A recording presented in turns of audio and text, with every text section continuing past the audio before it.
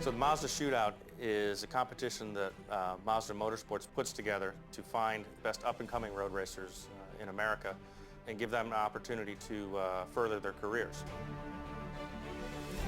iRacing's involvement allows sim racers, presumably with not a lot of real-world seat time, the same opportunity. This year, iRacers who compete in the Season 3 iRacing Mazda Cup will have the opportunity to go to the shootout this fall. Last year was the first year that iRacing was involved, and we sent 2 iRacers to the shootout. Evan and Steven, they did great on track. They were really fast in the car and represented sim racers and iRacers very well.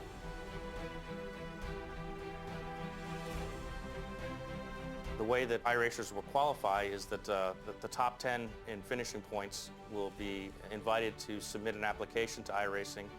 We'll review that with a panel here, and we'll pick 2 finalists who will then automatically go right onto the shootout. So this is a really great opportunity for any racer, and especially a sim racer.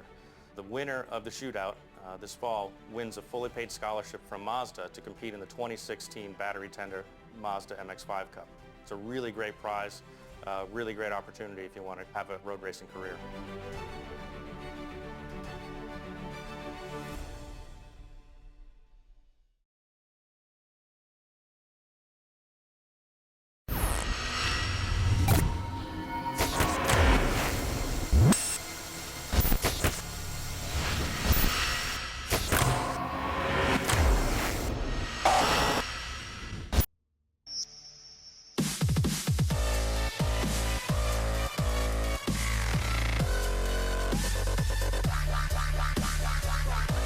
Champions of the Future World Touring Car Championship. The final round of Season 3 will commence in about a minute's time. Formation lap will get underway for Race 1.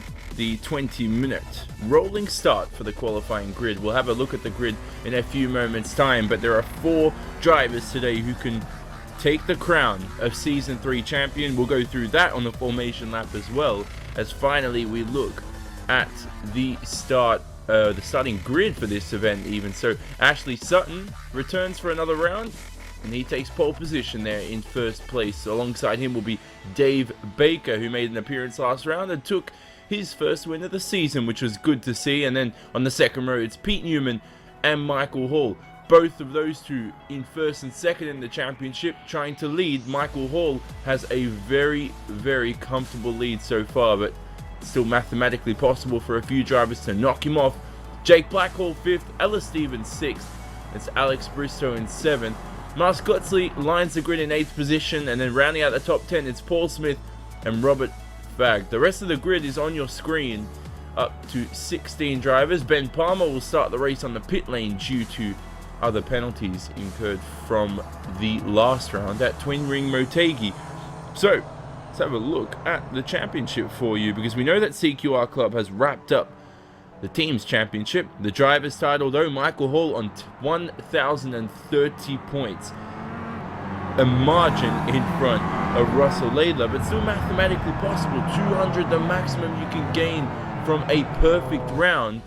But can Russell do that? He does start in 11th, as you've seen on the screen. And now, as we look at the rest of the drivers who can also win, it's Pete Newman and Ashley Sutton. Sutton on pole. He's already taken his drop round at Motegi, so his worst round will be, at least not counting this one, will be a 70 from Montreal. So he's got a lot to work for, and it's going to be really hard for Ashley Sutton. We look at the other driver, and that's Pete Newman, who won his first race last round. And let's quickly switch to Paul Smith on this formation lap. Paul, welcome, P9 on in this race. You've got drivers such as your teammate Russell Laidler fighting for that championship. How are you going to help him today? We don't want to switch the attention to someone else, but how are you going to help your teammate out?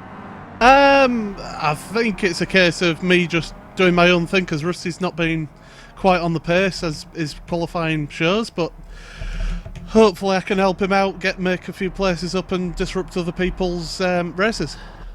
And also, final thing, we know that long run down to turn 1, it's going to be hectic, isn't it? How are you going to approach that in a cautious way? Because it's going to be very difficult. Turn 1's tricky. I mean, luckily we've been able to warm up the tyres, so hopefully that'll help things, and hopefully there isn't a crash. Paul Smith there, good luck, and the race will commence right now we just got him in time because Ashley Sutton is slowly trying to pedal away in first place. He has the outside line now. It will be the inside into the right-hand turn 1. And what a start from Ashley Sutton. Floors it as we go green for 20 minutes of racing here at Phillip Island. Wonderful jump from Sutton. And that allows Pete Newman, the other man fighting for the title, in front of Dave Baker. Behind Dave Baker is Michael Hall, our championship leader. Can he make a move around the outside? Too far back actually, and they settle in the first few positions. Paul Smith side by side battling with teammate Russell Laidler. Laidler on the inside. Oh, there's a driver off. I think that might be, is that Sutton? Yes, it was. So Sutton goes off the track, and that allows Pete Newman into the lead. The man who took his first win in race 2 last time out at Motegi will now lead this race on the first lap. Dave Baker trying to pounce and get back into second position. Oh, Sutton turns around. Newman keeps it together. Wow, good save from Pete Newman. Sutton going way too hot into the Honda corner. Now side by side as they battle through turn 6. Oh, still the battle for the lead just keeps going. 19 minutes remaining now, so already a minute's gone through. Oh, very close between Sutton and Baker. So Sutton now finally sets in for P3, maybe not. He's trying so hard. Will he allow his teammate through? No, he doesn't. So those two definitely fighting for the championship as the first lap will conclude shortly. So Pete Newman here is certainly going to help if he needs a perfect round. Takes a, I'm not sure who took an abnormal line there. 2 different lines from 2 different drivers. One driver going completely off the track, and that was actually Sutton as the end of the first lap completes. It is Pete Newman in the lead from Dr. Dave Baker. Ashley Sutton in 3rd. Michael Hall 4th. Jake Blackhall in 5th. Miles Clutsley up 2 positions to 6th. Robert Fack from 10th to 7th. Good start from him. Alice Stevens, though, drops the most out of any other driver. Drops 2 positions. And then finally, we have Russell Laidler in 9th. Matthew Bunn up 3 positions as well into 10th. Back to this lead, though. Still maintained. It's all settled. Look at that. Wonderful Honda corner. Stop start on the power and still in formation.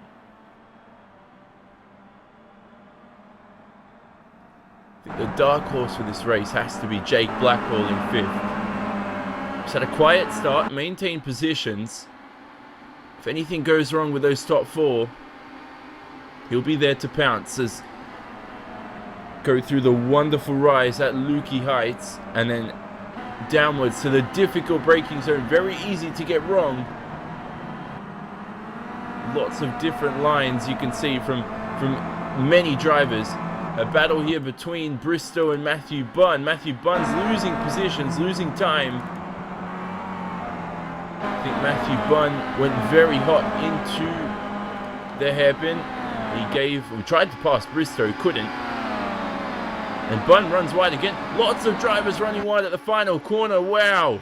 Lead battle now. Dave Baker on Pete Newman. Side by side through turn 1. And Pete Newman keeps the lead again. Inside line into turn 2. Oh, another tap.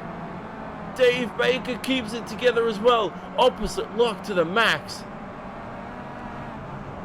And was that Sutton again? Sutton trying to get his way past quite far, with some grit right there. Giving some taps. Doing whatever it can to work. Dave Baker quite obviously will dive bomb. In front of them it's Pete Newman running very wide at the Honda corner. He still has the lead. Dave Baker back into 2nd.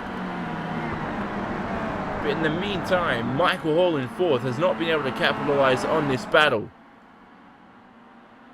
The championship leader playing the safe game. Just needs a good solid round of points. Both he and Russell Laidler, their worst round so far has been 60 points. So they pretty much, that will probably be their drop round unless Russell has an even terrible round today. As Dave Baker runs it way too hot into the hairpin at turn 10. Very close between them now as we'll complete another lap. So 15 minutes remaining. a quarter of the way through this first race. Look at Sutton though. Battle for P7 and a battle here for second and third. Sutton up the inside of Dave Baker. Oh, and Baker keeps the position. Laidler up into 7th as well. Passes Miles Klutzley. Oh, Klutzley gets so loose under braking. Next on Laidler's list is Robert Fagg, who returns. Haven't seen Robert for a few rounds this year. Was not there at Motegi. He's missed Sonoma, Interlagos, and round 1 at Zolder as well. So he's run a part-time schedule. Oh, into the hairpin, Laidler, and I think that's Ellis Stevens made contact. Had to be some aero loose as well, because Stevens didn't look like he touched him. So certainly something else causing Laidler's car to get loose.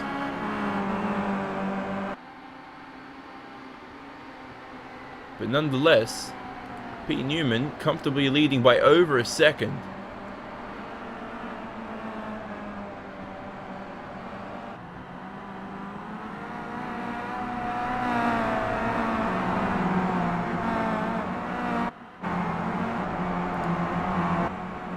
Let's have a look at the standings as Pete Newman will cross the line shortly.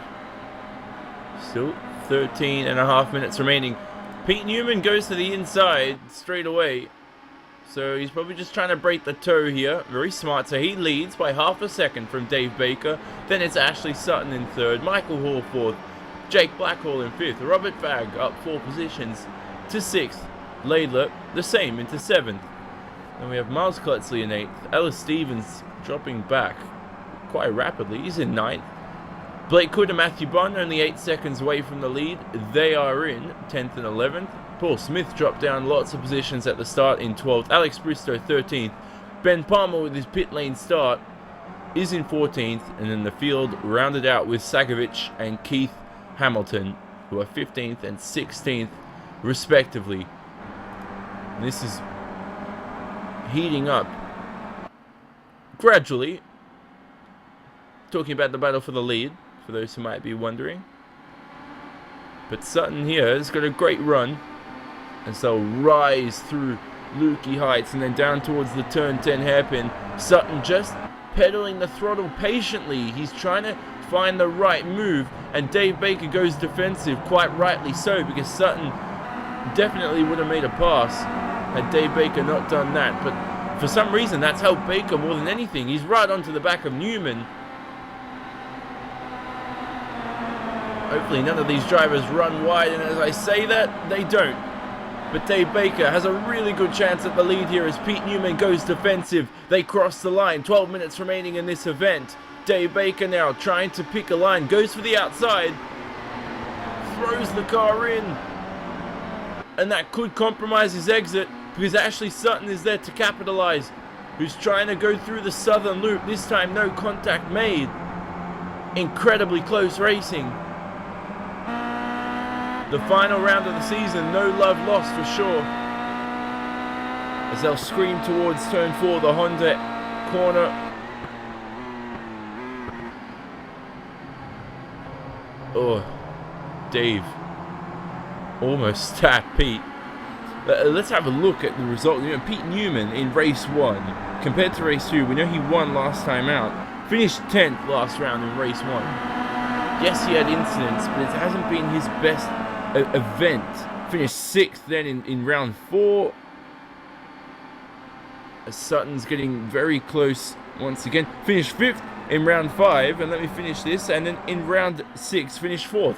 Has not been on the podium for a few rounds there as Dave Baker once again goes defensive. Sutton giving the Doc a big tap. Sorry, a minor tap, I should say. So the lines that the drivers take there, Newman going for a very wide line into the final corner, doesn't seem to be helping him out because Baker and Sutton use the camber on the inside and they gain lots of time now. A three-way battle for the lead here with 10 minutes remaining. Oh, Sutton going all out for the lead. Overtakes Baker. There was no room for error, and don't tell me Sutton's going to take the lead. One of the best moves I've ever seen. Ashley Sutton into P1 halfway through this race. Oh, that's incredible. That's gutsy. Had to take that risk. Oh, jeez.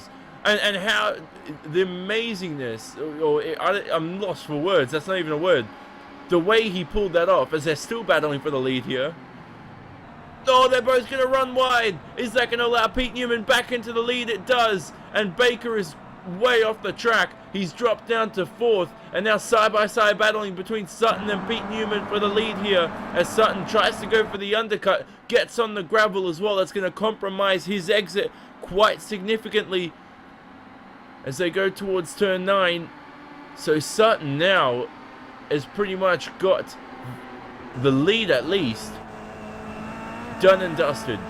Pete Newman having to defend from his teammate. And those two battling for the championship. At least 3 in the top 3 battling for the championship. It would be good to see Dave Baker come back through the field and make this a real big fight. Still plenty of time in this event. 9 minutes remaining. But yeah, for Ashley Sutton, for a man who was giving people taps in the early part of this race, looked like he was a bit out of control. To have the confidence to do that goes to show he is a world-class driver.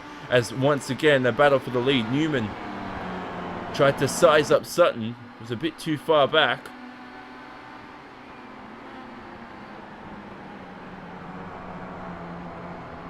Oh, jeez. You just don't know when these guys are going to give each other taps or whether they're just playing with each other's minds. As they go side by side now through the hairpin. Another lead change.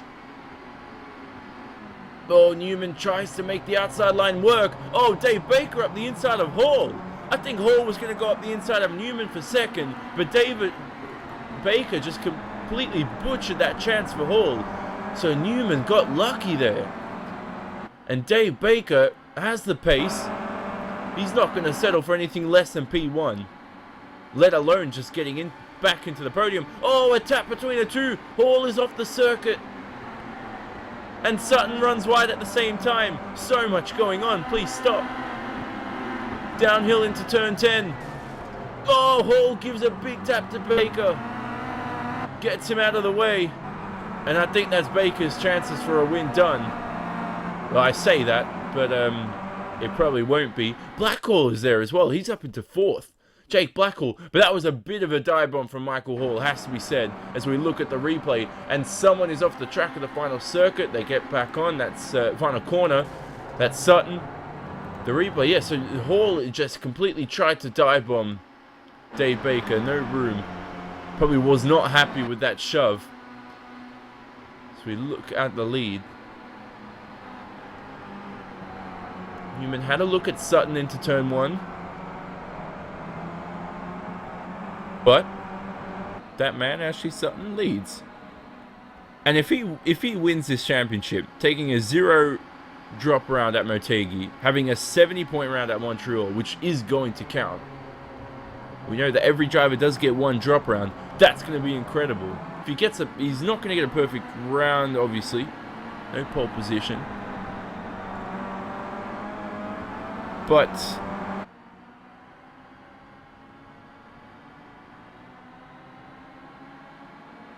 no apologies. He can still get the perfect round. Reading the wrong rules. How good of me for doing that. Lots of smoke at Lukey Heights. Or at least dust, you could say, from the gravel.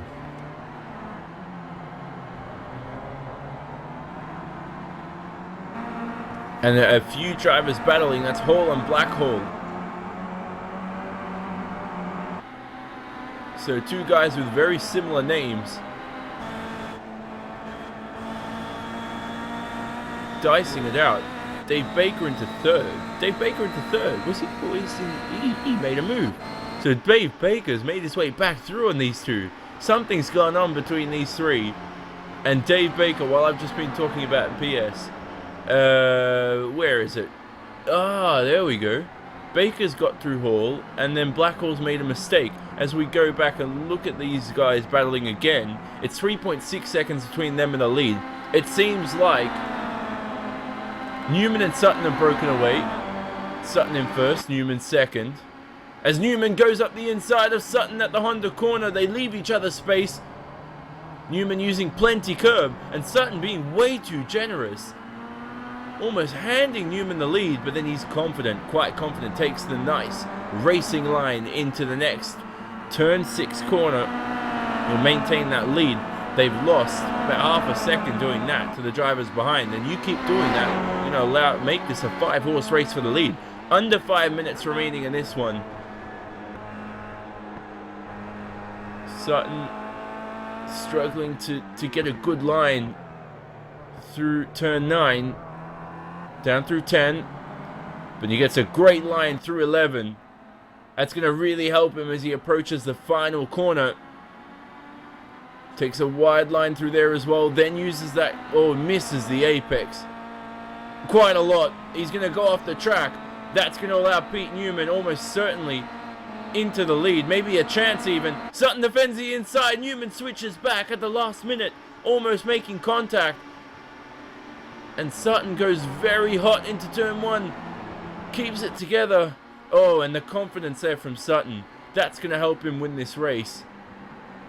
If Newman can't throw it up the inside the same way Sutton did right there to defend his lead, I don't think Newman will be able to win this race. Or maybe so, because he's playing the patient game and he's proving me wrong.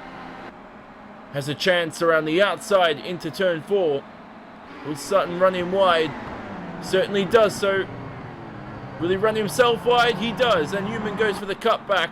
And Pete Newman will almost certainly take the lead here. Defends the inside line. And in the meantime, while these two have been battling, it's allowed the 3 drivers behind back into the picture for the lead.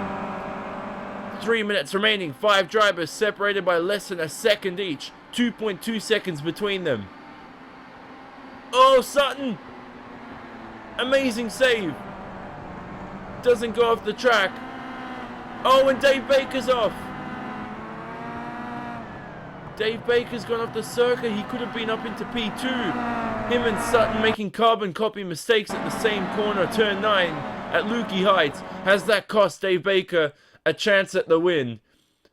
And has that cost him a podium? As this will be the second last lap of the race.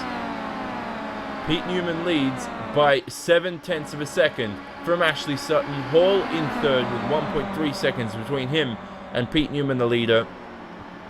Jake Blackhall fourth, 2.2 seconds from the leader. And then David Baker is 3 seconds from Newman. Then we look further down the field. Stevens up into 6th. Laidler has not been able to make too much progress from 11th. He's only up into 7th. But very close between both he, Robert Fagg, and Miles Clutsley, who are 8th and 9th. That's Fagg and Clutsley respectively. And it's Bristow 10th on his own, having a lonely race. Matthew Bunn 11th. Blake Hood, Palmer, Sakovic, Paul Smith, and finally Keith Hamilton to round out the 16-car grid. Everybody making it through, as we've had a short timeout. Can you believe it or not? There's no such thing as a timeout in motor racing, but the top 5 seemingly wanting to take that. Sutton now going for an orthodox, not an unorthodox, quite a normal line, you would say, as they will cross the line this time around, and Pete Newman will begin the final lap. What a way to take a great run of form with you. First race win at Motegi. Can he do it again here at Phillip Island?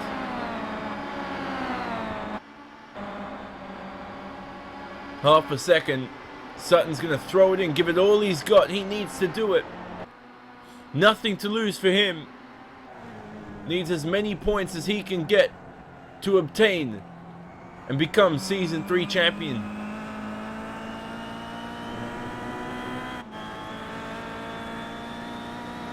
Oh, look at this 3 wide battling between Palmer, Blake Hood, and Matthew Bunn.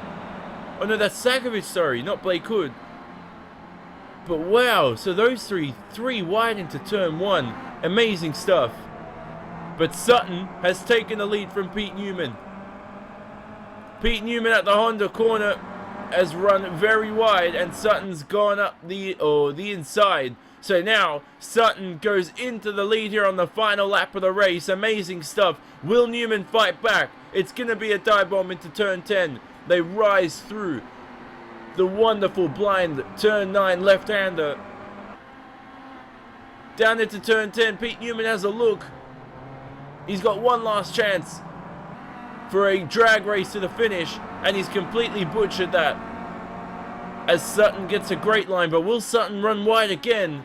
All he has to do is take a non-risky line. He does exactly that, and Ashley Sutton on the final lap steals the win from Pete Newman at Phillip Island. Ashley Sutton wins. Pete Newman comes home in second. Will be disappointed with that after taking his first win at Motegi. Michael Hall, the championship leader, getting a solid points haul in third. Dave Baker be disappointed with fourth. Had the pace to win. He's caught up with incidents through no fault of his own. Some mistakes as well that were his fault. And he'll end up in fourth position. Jake Blackhall, the Aussie, in fifth. We look at Ellis Stevens, who will come home in sixth, just half a second in front of Laidler, who will cross the line in seventh. The rest of the top 10, it's Fag, Klutzley, and Bristow to round out the field in the top 10 positions. Palmer comes home in 11th. Ashley Blake Hood takes the line. He'll be in 12th. And Ashley Sutton's pass, we'll have a look at a replay. That was good pass, more so created by the mistake from Pete Newman. The rest of the field, Blake Hood 12th, Sakovic 13th, Matthew Bunn and Paul Smith, those two teammates, in 14th and 15th, Laidler in 7th. Holy balls, that was not a good result for them. And that's a pun, by the way, for those who are maybe new to the series. That's their team name. Keith Hamilton in 16th. More than a minute behind. He's, I don't think he's practiced for this. or maybe he's just struggling. Because the rest of the field only staggered by 27 seconds. But Sutton, we see, capitalizing on that mistake from Pete Newman into the Honda corner. It's good to see, actually. Let's have a look at it again. You know, Pete Newman just went defensive for no reason, I think. Sutton was way too far behind. Any dive bomb, I think Pete Newman still could have taken an outside line or maybe gone for the undercut. So, Sutton takes the lead. We'll be back with mid-race interviews. It is the Champions of the Future World Touring Car Championship coverage here live on RaceSpotTV, the Season 3 finale for Round 8. Every driver, 4 of them at least, fighting for that title, and we'll see you shortly after these messages.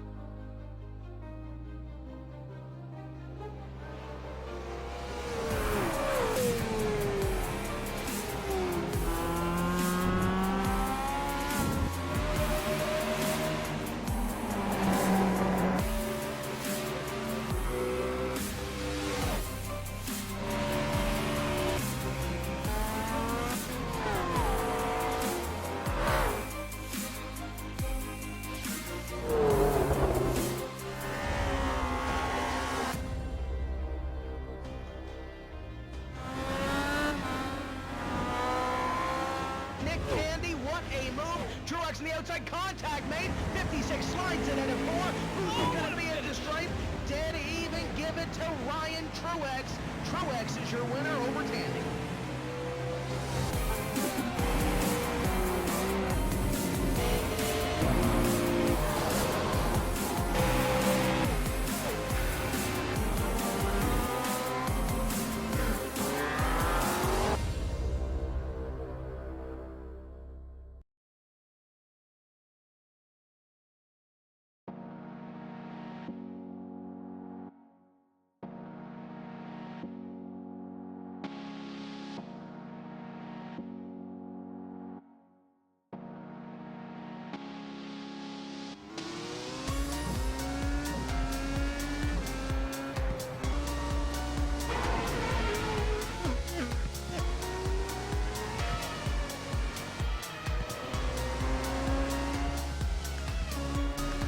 cars are lined up on the grid. The RaceSpotTV World Championship Grand Prix Series. We are underway. They all come down into turn one for the first time.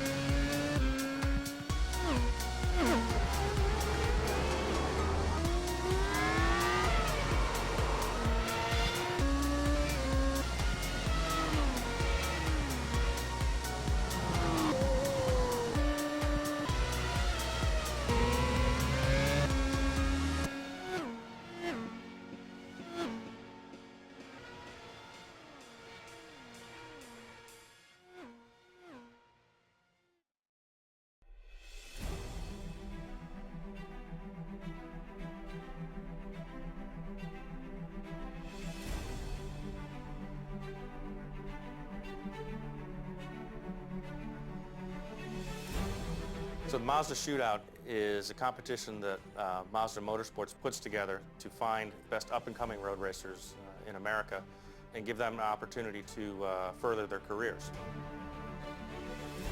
iRacing's involvement allows sim racers, presumably with not a lot of real-world seat time, the same opportunity. This year, iRacers who compete in the Season 3 iRacing Mazda Cup will have the opportunity to go to the shootout this fall. Last year was the first year that iRacing was involved, and we sent 2 iRacers to the shootout. Evan and Steven, they did great on track. They were really fast in the car and represented sim racers and iRacers very well.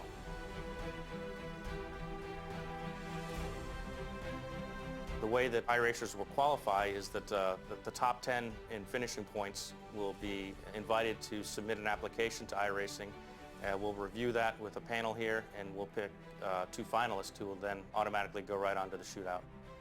So this is a really great opportunity for any racer, and especially a sim racer. The winner of the shootout this fall wins a fully paid scholarship from Mazda to compete in the 2016 Battery Tender Mazda MX-5 Cup. It's a really great prize, really great opportunity if you want to have a road racing career.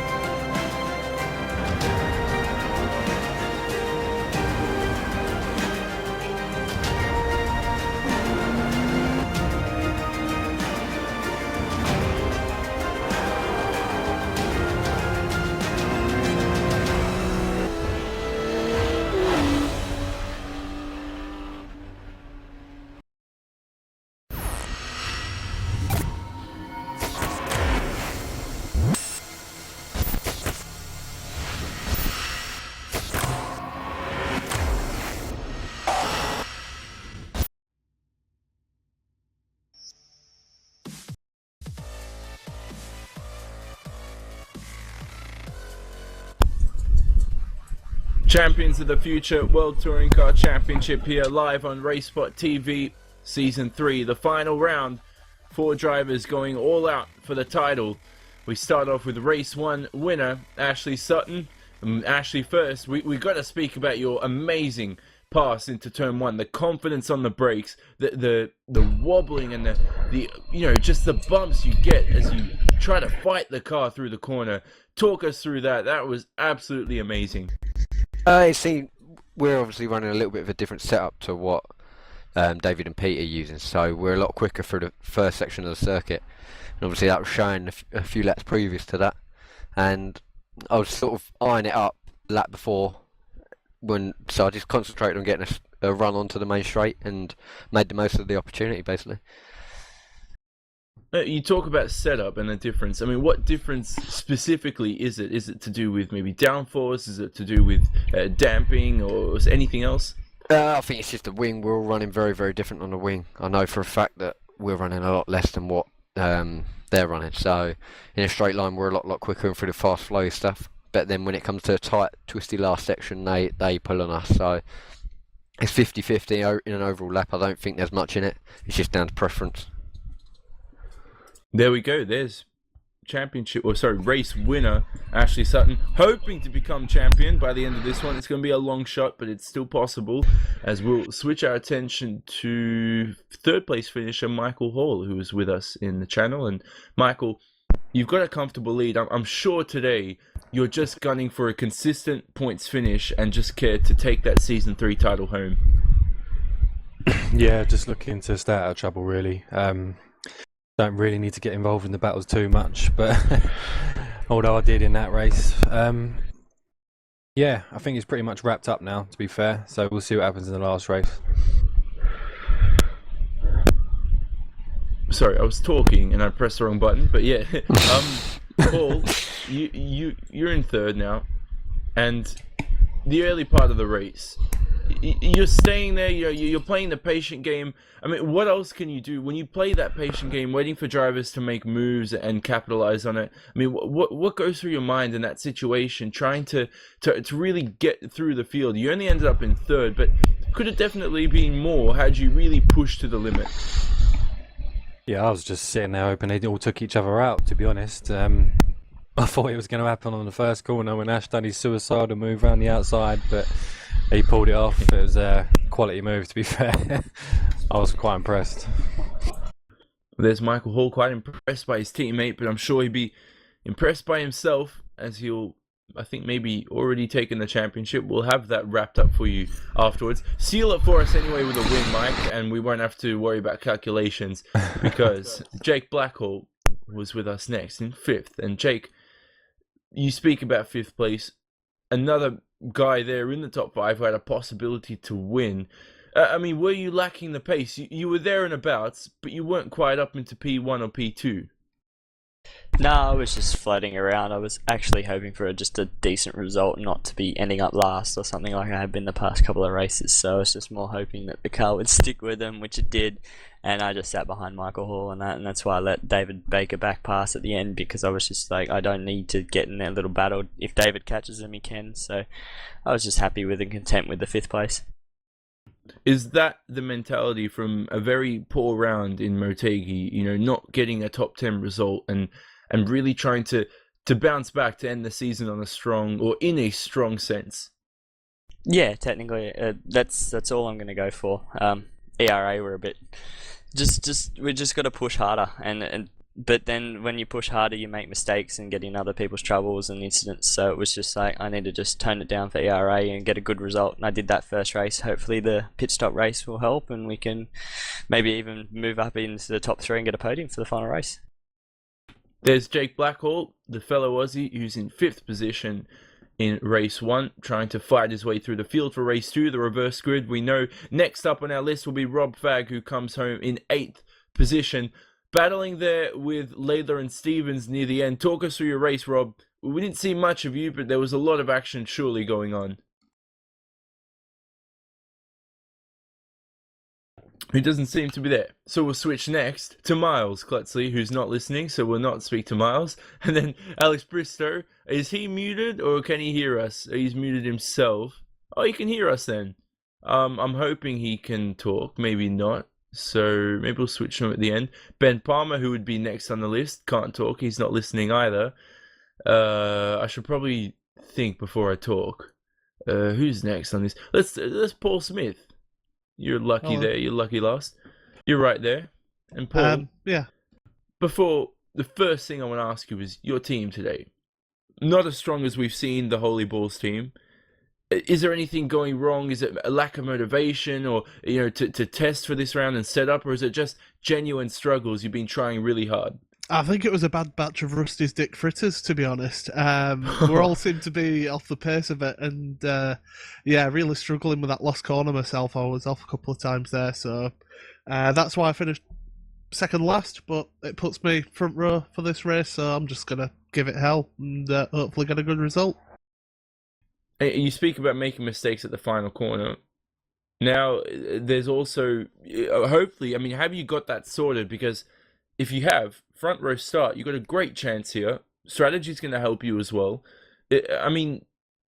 Finally, have you got the final corner sorted? I know that's not the only place, but can you win in race 2, or is it too big of a long shot finishing 27 seconds away from the lead in that first race? I'm not going to win this. I'm just going to try and get as good a result as I can do, because I've not got the pace tonight, which is a bit disappointing, but I'll give it a go. You never know. There might be a big crash behind me and I end up with a big run.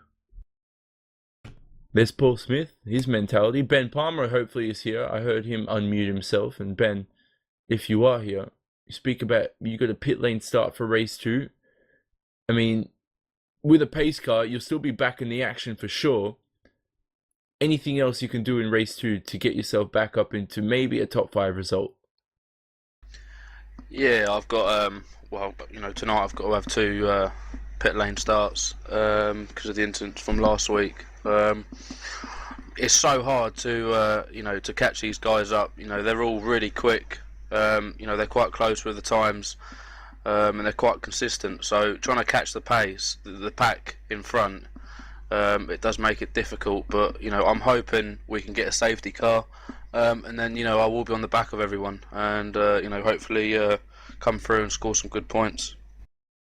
Not only good points, I've asked a lot of drivers today, because there is a lot that can win this race. Can you do it as well, regardless of a pit lane start?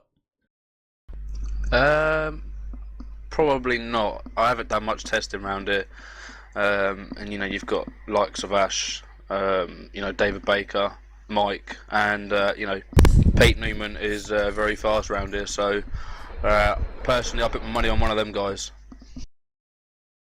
There's Ben Palmer being modest for this round, and he will start race 2 from the 6th position. So good luck. Well, actually, I'm an idiot, and I forgot you had a pit lane start, so good luck, Ben, from the pit lane, as we will go to an ad break here on RaceSpotTV. Live coverage of the final round of the Champions of the Future World Touring Car Championship. Few drivers still battling for the championship. We believe Hall has almost sealed it, but who will win race 2? That will come up shortly after these few messages. We'll see you for race 2.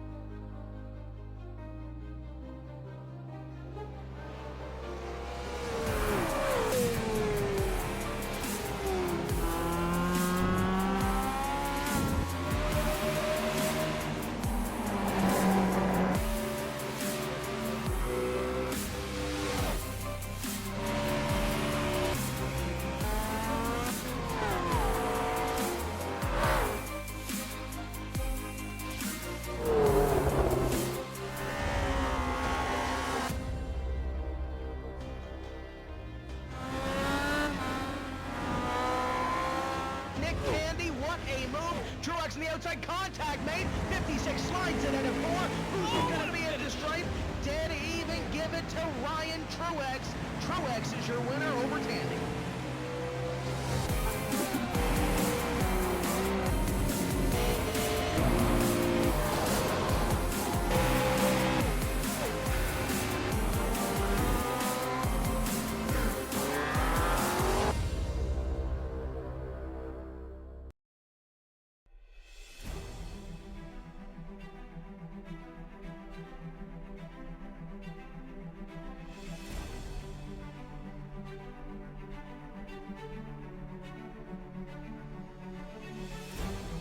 So the Mazda Shootout is a competition that Mazda Motorsports puts together to find best up-and-coming road racers in America and give them an opportunity to further their careers.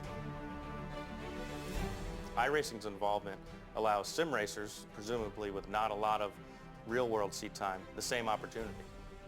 This year, iRacers who compete in the Season 3 iRacing Mazda Cup will have the opportunity to go to the shootout this fall.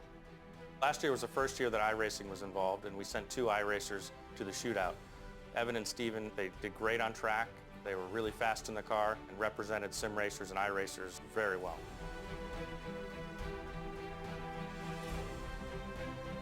The way that iRacers will qualify is that the top 10 in finishing points will be invited to submit an application to iRacing. We'll review that with a panel here, and we'll pick 2 finalists who will then automatically go right onto the shootout. So this is a really great opportunity for any racer, and especially a sim racer. The winner of the shootout this fall wins a fully paid scholarship from Mazda to compete in the 2016 Battery Tender Mazda MX-5 Cup. It's a really great prize, really great opportunity if you want to have a road racing career.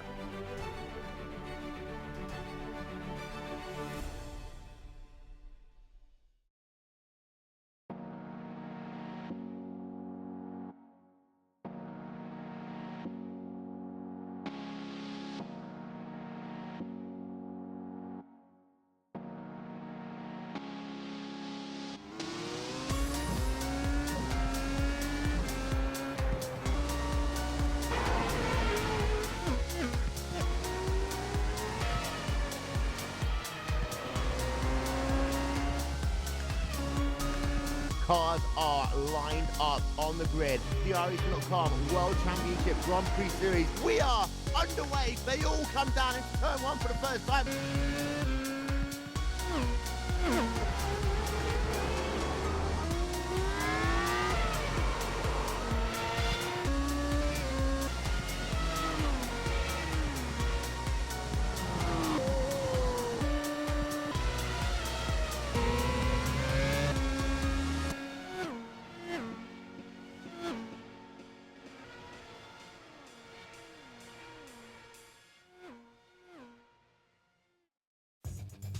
Simulated racing can be awesome, but can also be kind of a free-for-all. Interestingly, auto racing faced the same problem in its earlier days. Whether it was on the back roads, the beaches, or the city streets, the racing was fun. But there was always a certain level of chaos and danger, until some folks came along and put some order to all of this. Stuff like official racetracks, regulations about weight and equipment, and enforcement of standards. That's what gave us high-speed excitement, fast-paced action, and photo finishes. That's when racing became racing. The guys over at iRacing.com have made the same transformation in the world of sim racing. Sure, they've got the most accurate tracks and realistic cars out there, but that's just the start. See, iRacing analyzes the performance and results of each driver in every race, so you can be sure you're always placed in races where the competition will be tight, and that those reckless drivers who ruin it for us all are kept in the pits.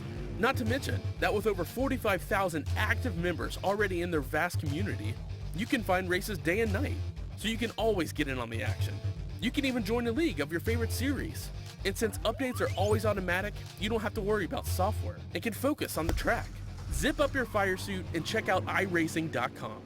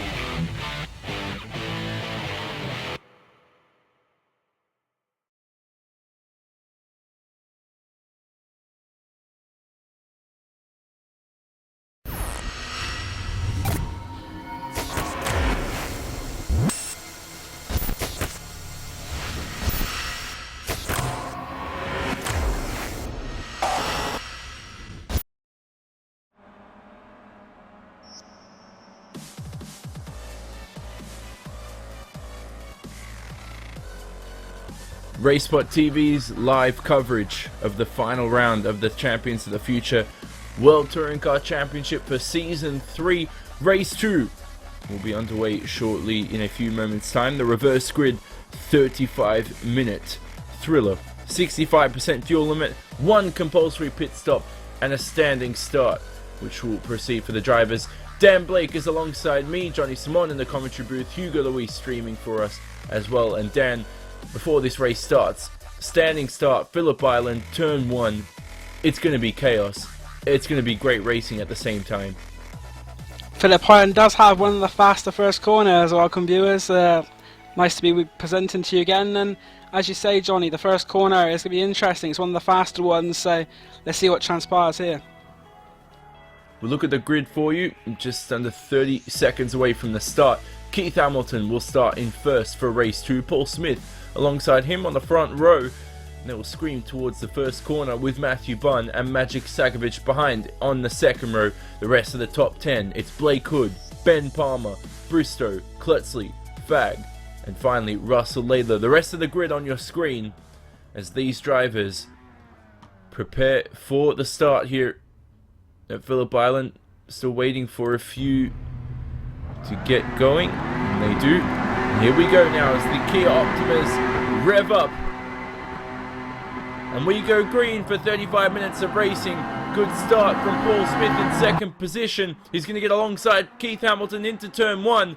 Hamilton not really defending that aggressively. Behind them though, I think there might be Magic Sakovic as well, who could get into second from fourth. Oh, sliding through the first corner, cold tyres. Paul Smith keeps it together. So does Hamilton. So does Sakovic into turn 3. No, they don't. I don't know what's going on at the moment. Will this hand the lead from Paul Smith down all the way to Keith Hamilton? Oh, it's very close here, Dan. Cold tyres. It's going to be hectic. The unpredictability of cold tyres. We see Paul Smith just about managed to keep control of the car. One car further down has cost a lot of time. That's Dave Baker. Dave Baker's got damage to the front of his Kia Optima, so something's happened there with Mr. Baker. Well, Dave Baker, we know, had the chance to win. He's dropped down the field here. Back to the lead though. It's still Paul Smith leading away from Keith Hamilton. So they head through turn 6, Siberia, and then 7th and 8th. This is a difficult corner, isn't it? Lukey Heights down here, especially in this first lap. We have a look at the same time through this blind corner. Matthew Bunn, he's too far behind to capitalize, but Magic Sakovic isn't. Trying to have a look here at Keith Hamilton, going for the undercut at turn 10. He's going to have the line there into the final corner, but behind him, this is one driver, I'm not sure who. There's a lot of action going on here in the mid-pack. Laidler as well battling with a few drivers. Lots going on.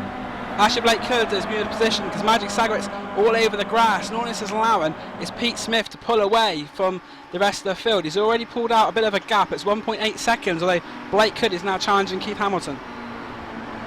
Oh, into turn 1 as well. Laidler just defending from Sutton. Oh, Hall throwing it into turn 1. These guys trying to make their way through the field, obviously reverse grid. And now Hall up the inside of his teammate.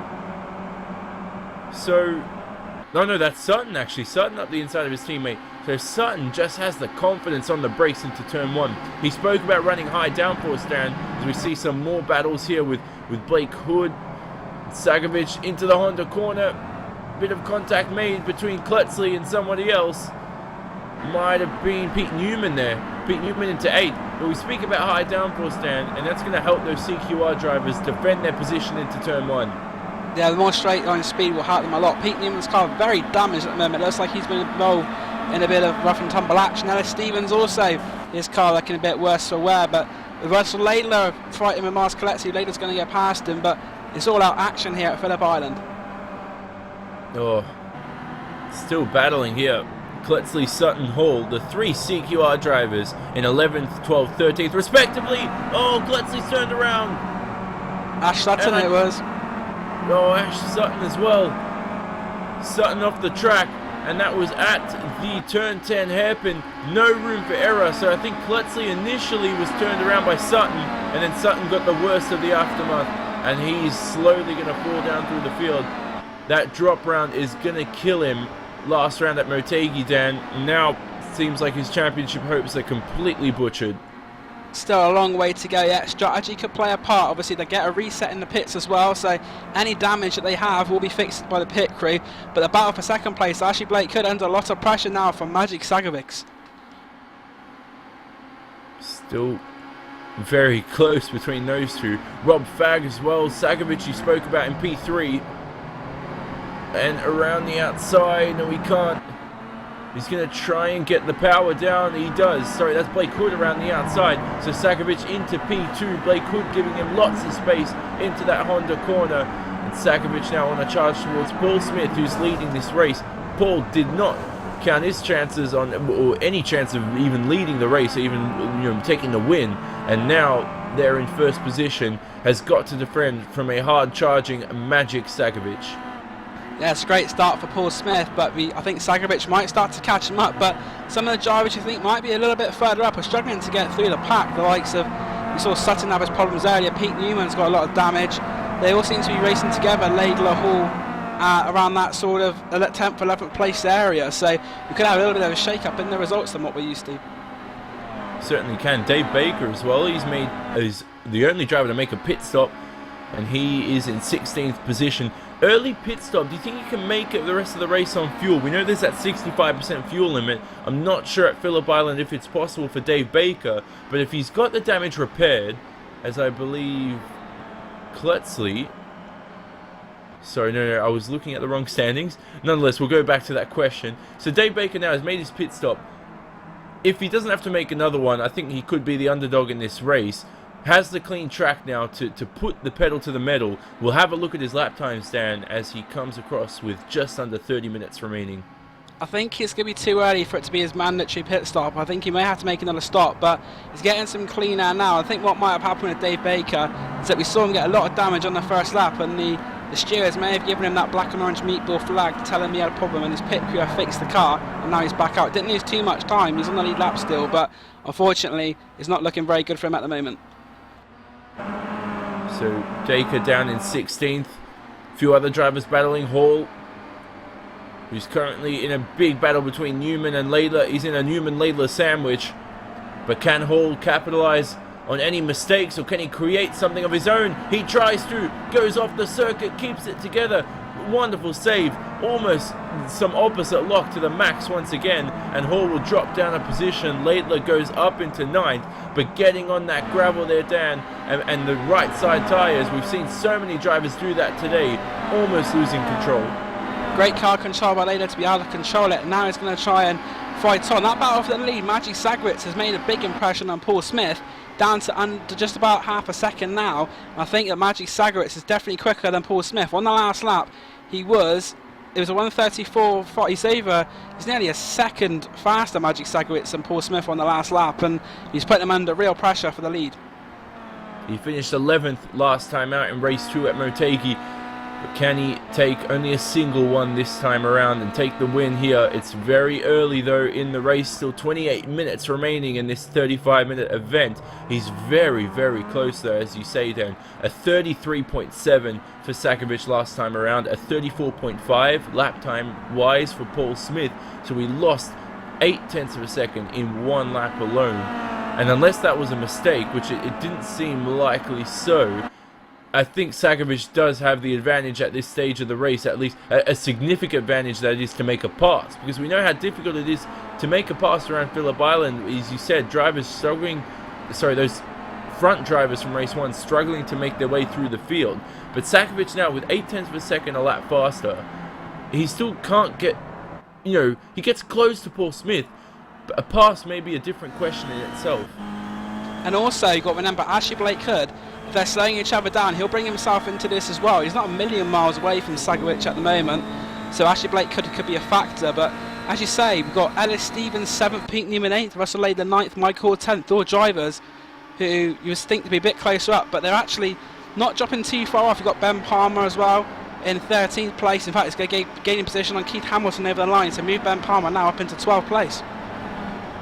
Ben Palmer with that pit lane start, slowly making his way through the field. It was very close at turn 1. I think that was with Hamilton behind. Nonetheless, Palmer's made his way up one position, lost some time to Sutton in front. And let's talk about you, Dan. You put yourself, let's put you as a driver in P10 where Michael Hall is. When will you make that pit stop? Will you make it, or will you battle with these drivers, or will you get that clean track from entering the pit lane and servicing the Kia Optima? There's a lot of unpredictability at the moment. Pete Newman's just gone off in front of Michael Hall, come back on the track, but as far as Michael Hall, I wouldn't want to be in this position. I want to be getting into the pits as soon as possible to reduce my likelihood of being involved in an incident, because these guys, obviously Laidler, Newman, Sutton, are all very racy. We've seen them get a little bit physical between them before, and some might say it's a little bit of a risk being in that position when you can avoid it. You see now, Michael Hall right on the back of Pete Newman. Cool. It's very, very close. Sutton's going to try and go round the outside, and for Michael Hall, I think looking at what the sort of battle he's in at the moment, he will want to try and maybe get out of that. No, and the two CQR drivers, he really needs to get out of it. Who's going to enter the pit lane? Hall can't, Sutton can't, but ahead of them, Pete Newman does. And so what Sutton does is jumps ahead of position, battle for the lead here with Sakovic and Paul Smith on the run down to turn 1. And Paul Smith defends first position, but Sakovic here will have the run into turn 2. There's no room for error here, and Paul Smith makes an error and he goes straight off the circuit. Paul Smith surrendering the lead. He'll drop down maybe even further as Alex Bristow is trying to charge through. A mistake by Paul Smith there, Dan, and that inside line, very easy to outbrake yourself, and you know, right there, Paul Smith costing himself the lead and lots of time as well. That can be a very tricky corner, but Paul Smith has gone buckled under a bit of pressure, but behind, Alex Bristow's off the track. He's going to lose positions to Ellis Stevens, Robert Fagg and Russell Laidler as well. So we've seen a few errors at this stage of the race coming in, but Paul Smith, unfortunately, he was leading. He's made an error. He may have buckled a little bit under the pressure. We saw Magic Sakowicz putting a lot of pressure on him, and Ashley Blake could have also caught up to the two of them, but what this means now is that Paul Smith's down to third, Sakovic is leading, and Blake Hood's in second place. Well, so Bristow there down the field had a chance at a potential pass for second, for third, and he's dropped down to 7th now under pressure from Sutton. So we know that drivers made their pit stops, Pete Newman, Baker and Miles Klutzley. So let's see if anyone jumps into that pit lane now. None of those top CQR drivers do with Sutton and Hall. So I think what's happened now is they're going to go longer in this race, Dan. Now, you know, it's not as hectic as it was last lap around because a few drivers such as Newman have gone into the pits. You know, the decision making here, you know, it could be feasible. You know, maybe they do feel that this is the right way to go, but maybe they're just trying to have some fun because we know Hall doesn't really need that many points to lead the championship. Sutton trying to help his teammate out, even though he's trying to go for the championship himself. So I mean, lots of possibilities here with 23 minutes remaining, you could say. Definitely got the end of season feel to it, hasn't it? These drivers know it's the last race of the season, so it's their last chance to put some superiority over their opposing drivers. And Ben Palmer, from his pit lane start, is slowly catching up to the back of that pack, and he's not far behind Michael Hall. On that last lap, we saw Matthew Bunn come into the pits as well, so he's in there. Also Keith Hamilton as well, so a couple of cars making the option to go down to pits, but at the moment, none of the leading 3 or 4 have made that decision yet. Oh, Paul Smith and Robert Fagg side by side battling here on towards Lukey Heights at turn 9. Paul Smith has the inside line, but the confidence is with Rob. Oh, they're still side by side. Wow, incredible racing. Now on towards the downhill braking zone into turn 10.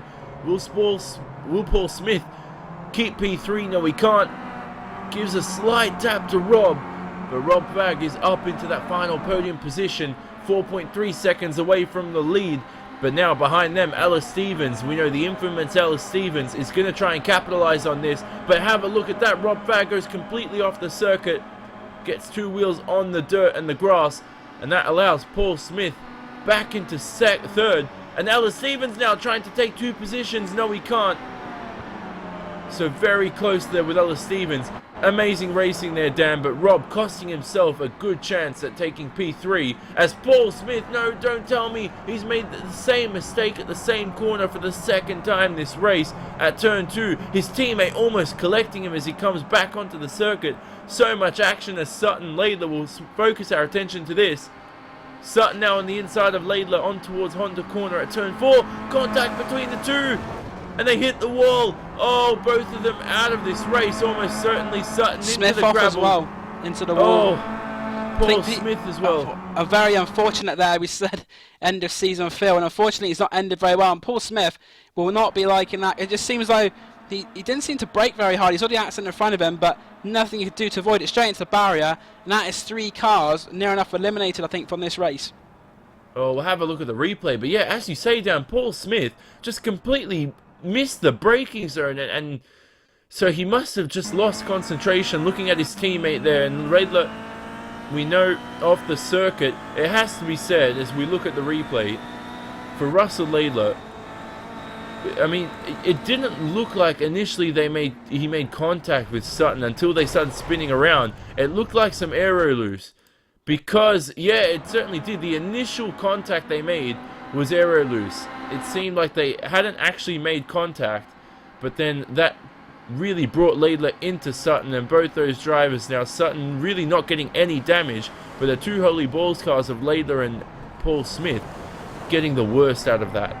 Whilst that was going on, we see Magic Sagowitz come into the pits, and Ashley Blake Hood's also pitted. I think the problem with Paul Smith is he just completely lost his rhythm. I know, being a racing driver myself, once you get into that rhythm, you're composed, you're into it. But now he's got into that. Now he's got out of his rhythm. He's really struggling, and we've seen him make now 3 mistakes too in a very short space of time. And I think Paul Smith has melted in these hot conditions. Almost a 29-second pit stop for Magic Sakovic, who comes out in the... Where is he? Is he in 3rd position, actually? So Magic Sakovic there. No, he's not. Sorry, that's as he crossed the line. So Magic Sakovic comes out of the pits. So, you know, quite an average pit stop time. Ella Stevens made a pit stop, was around 22 seconds. So, I mean, what varies these pit stops, Dan? So many drivers have... Some of them have similar pit stops. Some have quite longer ones. Some have quite shorter ones. Is it fuel or is it something else? Could be a combination of 2 things. And Ashley Blake Hood trying to get past Magic Sagowitz. He's made it stick, although he's lost momentum. So Sagowitz on the outside will try and make it, though Ashley Blake Hood fighting hard on the inside. But going back to what you said, Johnny, about the pit stops, there's a lot of things. There's this time it takes going in and out of the pit. Some of them could be more quicker, some of them could be more cautious. But I think we need to concentrate on this battle for the lead for now. Yeah, certainly does, as Blake Hood going extremely defensive on the exit of turn 6, and he keeps that lead away from Magic Sakovic. He's going to be fighting for it. He is not going to settle in for anything less than P1. He wants his first win. Blake Hood has been up there, struggled a bit in the latter parts of the season, but at this stage, both these drivers need a win for confidence. Sakovic getting a great run out of the penultimate corner, and then through this wonderful cambered final corner. It seems that Blake Hood's run a bit wide. Will he go off the circuit? Very, very close, maximizing the limits of the track. But here's Sakovic with the slipstream. Pulls to the left side of the circuit. He's going to have the outside line into turn 1. 18 minutes remaining in race 2. The battle for the lead. Sakovic not too confident on the brakes, trying to go for the undercut here into turn 2, but so far you're going to need confidence down into turn 1, into that braking zone, and so far Sakovic not as confident. And you've got to have a bit of faith in the cars around you, and Blake Hood making that mistake onto the grass, and this could be the chance that Sakovic is waiting for. This is a battle for first place, although they're not actually, this is the battle for on the road first place. Robert Fagg and Ben Palmer still haven't pitted. They're going for the longer option, but this will be the lead battle once those 2 drivers come into the pits, I think. But Blake Hood and Sakovic fighting very hard, and that is Stevens starting to factor into this as well. But Sakovic, a fantastic move down the inside to gain the position back from Ashley Blake Hood. They're switching near enough every lap at the moment. Oh, but will Blake Hood have the run? No, he doesn't. Has to settle in for P2 effectively on the racetrack, as you say. Both these 2 currently first as Robert Fagg enters the pit lane. Will Ben Palmer do the same? No, Palmer continues on for another... No, Palmer actually does continue with pit lane. Blake Hood off the track. Missed his braking zone, and Ashley Blake Hood has cost himself a big chance here at the lead. So Blake Hood has not even rejoined as well. Yeah, big cut for him. And also, Mars Coletzi's had an issue as well. He's in the pits and now retired, so we'll have to look and see what's happened to Mars Coletzi. But with Fagg and Palmer in the pits, they will have to stay stationary, less time than the cars before them. And now Palmer's been released. We see Ellis Stevens has gone past, Sakovic has gone past, and Ben Palmer, I think you'll find, has made quite a big net gain from pitting later. He's ahead of most of the cars he's fighting with. He's just going to come out behind Ashley Blake Hood, but in front of Pete Newman. Quite an angry Ashley Blake Hood, screaming through as Ben Palmer struggling to get the heat into those tyres. He lets Pete Newman through to be safe. So Palmer now losing the car, keeps it together. And wow, I am not sure when these drivers are gambling with their lives here this afternoon. 16 minutes remaining, so Palmer will come out in 5th position. So Sakovic now, after the pit stops, will look at the standings for you. Magic Sakovic in 1st, 1.5 seconds away from Ella Stevens 2nd. Ashley Blake Hood in 3rd position. Then it's Pete Newman and Palmer who are in 4th and 5th. Alex Bristow 6th. Michael Hall, our championship, pretty much going to be the championship winner at this rate, who is in 7th. Jake Blackhall in 8th, Robert Fagg in 9th, and then Matthew Bunn rounds out the top 10. There's Dave Baker in 11th then. He's had some damage, made his way, he's still in contention for a solid result. But you spoke about retirements from this race as well. Miles Klutzley joining that list along with Russell Laidler and Ashley Sutton. Paul Smith, though, unfortunately, was leading this race initially with Keith Hamilton. They've dropped down the field in 12th and 13th now. It's heating up, isn't it, Dan? Pete Newman on a charge here. He wants to win. He won last time out in race 2 at Motegi, we saw. But the same goes for Magic Sakovic. He wants to perform the magic this afternoon. 15 minutes remaining in this one. Plenty of things and plenty of opportunities left for all these drivers. Exactly, the last 15 minutes I think it'll be quite good, because we saw Ellis Stevens. He was very close to taking victory at Monza with that split fuel strategy. It didn't quite work out for him, so he'll be eager to make amends for that. And the last time by Sakovic at 1:34, Stevens is actually quicker than Sakovic by 0.8 of a second. So Ellis Stevens has found himself right near the front of the COTF again. So Ellis Stevens, we saw him at Monza get very close to victory, but I think Ellis Stevens now is in a position where he might actually be able to challenge Magic Sakovic to take the lead. And all you have to hope is that he's got his field calculations right this week. Yeah, hopefully he does. And in the meantime, Blake Hood at the Honda corner ran very wide, and that allowed Pete Newman into that final podium position. As Pete Newman is on a charge, he's got about 8 seconds to make up to the top 2. He's really pushing to the limit. It's certainly possible, but as you spoke about, Alice Stevens now, 1 second the gap between him and Sakovic. We'll have a look at lap times this time around. I have a feeling that Sakovic made a mistake last time out, because it doesn't seem like he's that slow. But Stevens had a chance as well at Montreal to win. Was really pushing to the limit. That side-by-side finish with, I believe, Michael Hall across the line was incredible. But here we go now. Stevens gaining a bit of time, 4 tenths faster, or actually 3 tenths faster than Magic Sakovic last time around. At this rate, it's fast enough to catch up, Dan, but he's not going to be able to make a passing maneuver stick, because he's using the slipstream now to catch up. But once you get up close, you need to really be minimum half a second, you could say, to make a passing maneuver 100% stick. Either that or force your opponent into a mistake. We've seen that earlier with Paul Smith. When there's people behind him pressuring him, he fell to the pressure. And Magic Sagowic's not been at the front very often in this Champions of the Future World Touring Car Series, so maybe if Ellis can get into his head a little bit and force a mistake for Magic, he won't even actually have to pass him on the track. 12.5 minutes remaining and the battle for the lead heating up. It seems Pete Newman is a bit too far behind, but the more these top 2 start battling, and if they start getting side by side with each other, and if they start running wide the same way that Sakovic just did, it's going to allow a few drivers into the battle. Very uncanny lines on the exit of turn 10. They sweep it through 11 and then on towards that final corner at 12 to begin another lap once they complete it. Wonderful line there. Sakovic hugging the apex quite nicely, but here's Alice Stevens into the slipstream. So Sakovic defending that inside line. Stevens a bit too far behind. Will he play the patient game or will he keep it together? Plays the patient game. Goes for the undercut, and I think he might be able to set him up into a move into turn 4 now through the wonderful southern loop. Turn 2, the beach side to the right. On towards Antarctica, actually, which is to the right. only about 500 meters away. And then now towards turn 4, a bit too far behind for Ellis Stevens, Dan, but he certainly has the opportunity. We know into turn 1, has the slipstream, has the downforce, could certainly be a good maneuver.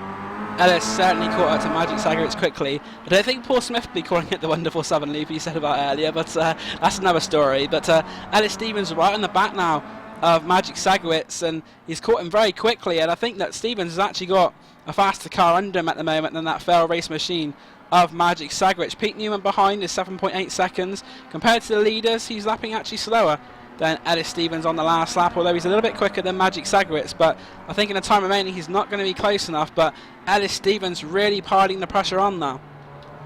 Through turn 9 there, we see Stevens having to tap the brakes, but for Sagaric with no dirty air and no cars in front affecting him, taking a much wider line, not tapping the brakes, and that's gonna certainly help him, as Stevens once again running wide through the final corner, or slightly wide, does not hug the apex. So 10 minutes remaining in this event now. The battle for the lead once again, as Ellis Stevens, oh so close, the closest he's been all race to the lead.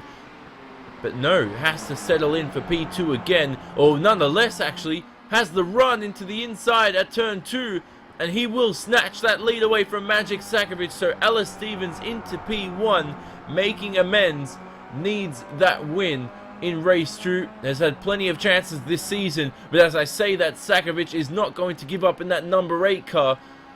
Will he go up the inside or will he go for the outside line? Stevens makes it difficult for him, and I think smart driving from Stevens, as he'll hopefully defend the lead here, has to be said, Dan. Smart driving from Ellis Stevens. You come out of that turn 3 Stoner corner, the sweeping bend, keeping the car in the middle. He's not going to choose the defensive line. He wants Sagaric to choose where he's going to attack, and Stevens there taking the lead as Sagaric was too hesitant. An absolutely beautiful move into Southern Loop there by Stevens, and he was able to defend. But it looks like Stevens has already pulled out about a car length and a half maybe already on Magic Sagaric. So getting past him was one thing. He's going to try and pull away. But remember, Sagaric is going to have that draft now as they come onto the front straight in a couple of corners' time. So Sagaric needs the slipstream. Oh, he's run very wide, and I think that might have just butchered his chance. But the slipstream certainly help here. Gets very loose. He bumps onto the curb and he goes onto the grass there, so that's cost him a chance at P1. We look at the top 10 for you here with 8 minutes and 50 seconds remaining on the time sheets. Ellis Stevens leads away from Magic Sagaric. Pete Newman in 3rd, who's made his way up from 15th on the grid. Ashley Blakewood, who started in 5th, is up into 4th. Michael Hall up 9 positions to 5th, and then we have Ben Palmer 6th. Alex Bristow in 7th, Blackhall there in 8th, battling away with those two in front of him of Bristow and Palmer. Then in 9th and 10th, rounding out the top 10, it's Fag and Bunn. Dave Baker very close to Matthew Bunn in 10th, he's in 11th. And those two battling have lost a bit of time. Paul Smith in 12th, we know has gone off at the Southern Loop a couple of times. Lost his chance at maybe taking a win. 47 seconds behind the leader. Finally, Keith Hamilton, the final remaining car in this race, in 13th. Few DNFs, Miles Kletzley with a pit lane issue, and Lather and Sutton, we know, made contact heading towards that turn 4 Honda corner. Here we go, Dan. About just under 8 minutes remaining. Stevens looks like he's pulling away. If he can take this win, what would it mean for Ellis Stevens, a driver of his caliber, taking a win here in race 2? He needed it. He's been very close, but this time out, battling away, most of those front guys have not made the progress they would have hoped. And it seems that if Stevens keeps it together, he can take his first win this season. It'll be a very good reward for Stevens' efforts this year. He's been at the front a few times, not quite been able to pull it off before now, but Ellis Stevens has put himself in a good position. The drivers behind him have given him that opportunity really to fight at the front where they've been fighting amongst themselves, and Ellis Stevens taking full advantage. He's pulled out an 8/10 lead, and another battle I saw further back which was heating up was between Ben Palmer and Michael Hall. Ben Palmer putting a lot of pressure on Michael Hall as they come down towards the Southern Loop, and behind them Alex Bristow and Jack Blackwell not too far behind, but battle to round out top 5. Michael Hall a little bit wide there. Ben Palmer is going to close in, but that's the main battle on the track at the moment between P5 and P6. Certainly is. Ben Palmer now tucking into the slipstream once again of Michael Hall. This is going to be a pass into Honda corner if he can make it stick. But no, he's too far back. Those CQR Club cars so strong under braking. That's really going to help him as they head towards turn 1, turn 4 as well. 2 passing zones downhill into turn 10. Palmer's really got his work cut out.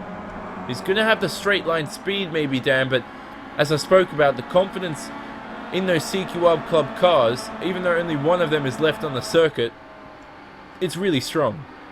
I think it's not just the cars, it's the drivers as well. They know the limits of this Kia Optima and they drive them to that limit. And if Michael Hall and Ben Palmer can maybe work together for a little bit, they may catch up Ashley Blake Hood in front. He's not that far behind in front of Michael Hall, so Ashley Blake Hood might start to feel a bit of pressure from these front runners Michael Hall and Ben Palmer in the near future, because we still have over 5 minutes to go and there is a chance that could be another battle as well for 4th place. Certainly can, as the leaders cross the line. Sakovic 2/10 slower last time around. Palmer not using the slipstream, which is very interesting. So and you see there, Hall going back to that left line and Palmer going out of the slipstream. There's maybe got to be some sort of technical issue there, because it's certainly not fuel. If it was fuel, you'd tuck into the slipstream to save a bit of, as many leaders as you can. But there's some issue there for Ben Palmer, Dan. It must be interesting to see what's happened there, but also Jake Blackhall, the local driver, has gone past Alex Bristow, and that battle for 4th place, Michael Hall has caught up to the back of Ashley Blake Hood very quickly indeed, so that is going to be interesting. Michael Hall right on the back, and Ashley Blake Hood's gone off, so he's going to lose at least 2 positions. Is he going to lose any more? I think he will. Yeah, he's lost a lot of positions. Maybe he's slowed down, or he's just being polite and letting them through, not causing an incident, but Ashley Blake Hood has just lost 4 positions in the space of 1 corner. Yeah, so Ashley Blake Hood, quite a detrimental outbraking point there with under 5 minutes remaining. He could have had a 4th position. He's given it away quite easily to those drivers behind. So Michael Hall gifted P4 on a pursuit towards sealing that championship for Season 3. Back-to-back championships for Michael Hall. As Ben Palmer very close though. Very, very close here into the final corner. He needs to be patient. He does. And now he's going to have the slipstream into turn 1. Hall running off the circuit under pressure from Palmer. And Palmer gives him a bump draft as well. That's not going to help Palmer on his pursuit towards P4. I think that's just gifted Hall a defensive chance. So Palmer there, giving Michael Hall a bump draft. Will Palmer have the undercut into turn 2? He's a bit too far behind, but Hall runs wide again. He takes that wide line, Dan, but then he gets the power down through turn 2 and the exit. Now on towards Honda corner. I think actually Palmer's very, very close once again. So will he go up the inside of Honda corner? No, so Palmer not going up the inside of Michael Hall. Do you really think, Dan, that this could have something to do with Ben Palmer thinking Michael Hall's going for the championship? He doesn't want to get in the way. Also may have something to do with the fact that Ben Palmer was penalised quite badly for some less than questionable driving, more than questionable driving last week at Motegi, of course, if you remember. So Ben Palmer being a lot more composed and maybe a little bit more cautious in what he does this week, knowing that he's probably going to be being watched by the stewards, back end out a bit there, and the battle behind. Alex Bristow has actually found another way past Jake Blackhall, and Magic Sagovic has dropped even further back from Ellis Stevens. It was 1.6 at the end of the last lap, so Stevens is eking out that gap ever more as the laps progress. And another retirement for you, Keith Hamilton. So that means we've got 12 cars running out of 16 that started. Yep, so Keith Hamilton out of the race, unfortunately for him. 2.5 minutes remaining in this event. This will be the penultimate lap of the race. As we look at that battle though, Blackhall dropping behind. So we thought maybe Blackhall into P6. Nonetheless, we look at the battle between Palmer and Hall. Side by side through turn 1. Palmer, all 4 wheels on the curb, cannot make a passing maneuver stick again. 2 minutes remaining in this one. Palmer needs the undercut here. He's going to try and dance with the throttle, feather it a little bit, powers down, smashes it to the floor, and he's going to have a great run here on Michael Hall. But Hall will have that inside line into Honda corner, turn 4. Will he be able to defend that 4th position? He does, but has he run too hot? only slightly, and Hall will keep that position, so Palmer has no room to go for the undercut. We know Hall there, Dan, very smart, parking the car on the apex and not allowing Ben Palmer the undercut. I thought Ben Palmer going to Honda corner may have just about had the chance, but Michael Hall didn't let him have the full car length. So I think if Palmer had the full car length, he would have moved over and tried to get that position from Michael Hall, but he's still relentless in his attack of that CQR car. And Ben Palmer, some fantastic driving by him at the moment, and he's showing that he can race nicely as well as what we saw last week. And Palmer now definitely putting Michael Hall under a lot of pressure, but behind them this is allowing Alex Bristow and Jake Blackwell to have a bit of this battle as well. Ellis Stevens coming across the line now, to doing nearly enough, not much to go now. This is the final lap, I believe we're starting now, Johnny, so it's still going to be sorted on this lap. Certainly is. So the final lap of the race for Ellis Stevens, the final lap for Michael Hall, who will take the championship if he remains in 4th position. So here we go now, Ben Palmer again trying to snatch 4th away, and Hall very, very confident for a man who's fighting for that title. He did say he had it sealed midway through the race, or he believed he had it sealed at least. Oh, almost a tap there. Palmer, oh so close. Wow, you couldn't put anything between the two cars there. It had to be a bit of rubbing, but Palmer now will have the outside line into Honda corner. Hall once again will defend, but this time they're side by side. And will Hall park it on the apex? Oh, he doesn't. Runs a bit too hot, so it allows Palmer the undercut side by side through turn 6 now. And Hall this time around tries to hug the apex. Oh, he's almost tapped by Palmer. Very, very close. I think there was a little bit of contact there, but what this is allowing is Alex Bristow to buy into this battle a little bit. But Ellis Stevens, not long now till he's winning this race. Just come around the final couple of corners now, so I'll let you call this one home, Johnny. Yeah, Ellis Stevens, wow. So the battle, though, so close, but Ellis Stevens at the final corner, as those guys are still dicing away. Jake Blackwell was allowed into 6th, but nonetheless, Ellis Stevens plays everything to perfection in race 2 here at Phillip Island for the final round and takes the win here at the Champions of the Future World Touring Car Championship. Magic Sakovic comes home in 2nd. Still a great result for him on the podium. Pete Newman in 3rd. And we wait for Michael Hall, who crosses the line and will become champion. Back-to-back titles for the CQR Club and for Michael Hall as well, as Palmer goes completely off the circuit to celebrate that. He comes home in 5th position from a pit lane start for him. Alex Bristow in 6th. Jake Blackwell will come home in 7th. So Jake there's dropped that position to Alex. And then we have Robert Fagg, who will cross the line in 8th. Actually, Blake Hood, 9th. My timing screen showing Blackwell 6th and Bristow 7th. So I'm not sure what's going on with our timing screens. But yeah, Ben Palmer, great drive from Ben Palmer. As you say, he started from the pit lane. And I'm very impressed with the way he's driven in this second race. He's fought back, finished in 5th place. Others around him had a little bit of dodgem car action. We saw with, I think the accident with Sutton and Layla was very unfortunate there, but Ben Palmer's managed to escape with that and finish 5th from the pit lane, so he'll be very happy with that.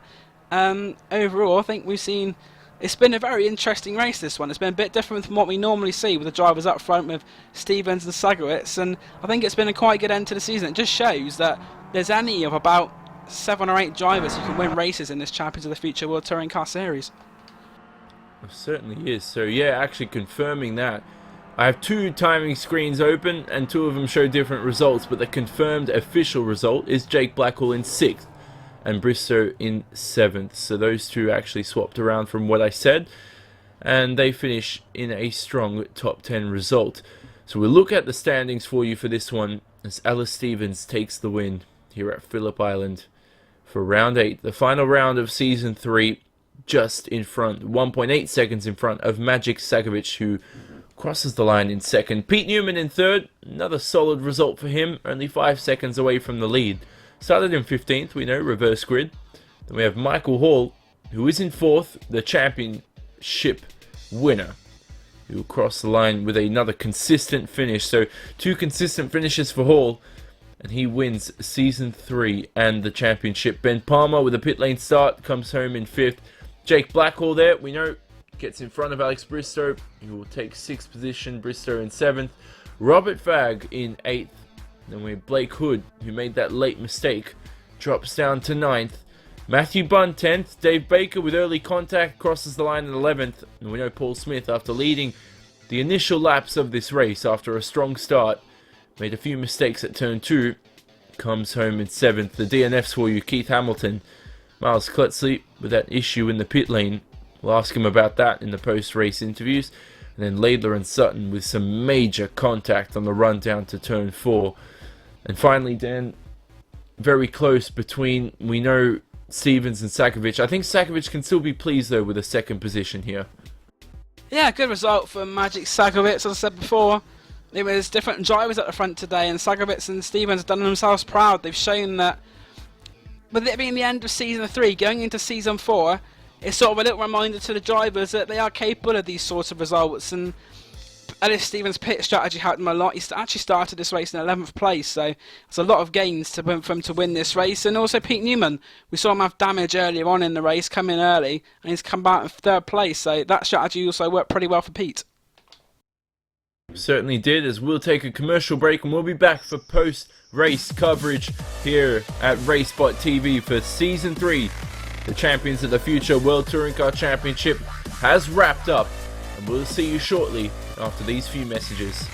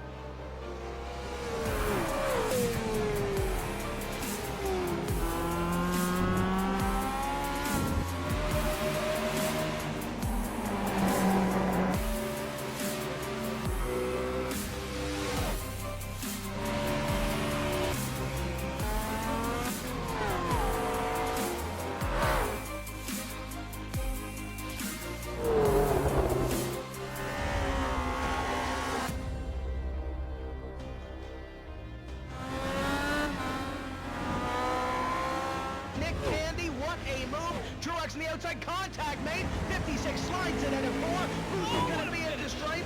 Dead even, give it to Ryan Truex. Truex is your winner over Tandy.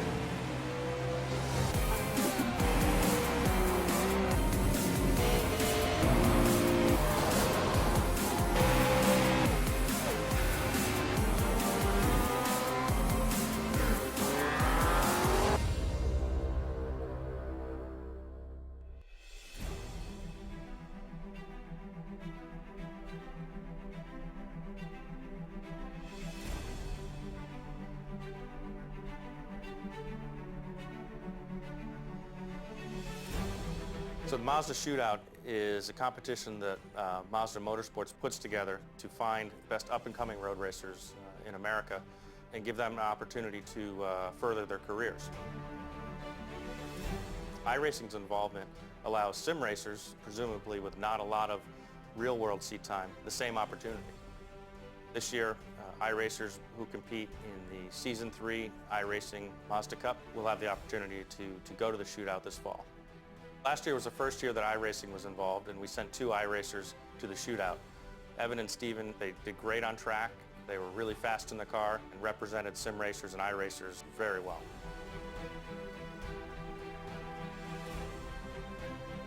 The way that iRacers will qualify is that the top 10 in finishing points will be invited to submit an application to iRacing. We'll review that with a panel here, and we'll pick 2 finalists who will then automatically go right onto the shootout. So this is a really great opportunity for any racer, and especially a sim racer. The winner of the shootout this fall wins a fully paid scholarship from Mazda to compete in the 2016 Battery Tender Mazda MX-5 Cup. It's a really great prize, really great opportunity if you want to have a road racing career.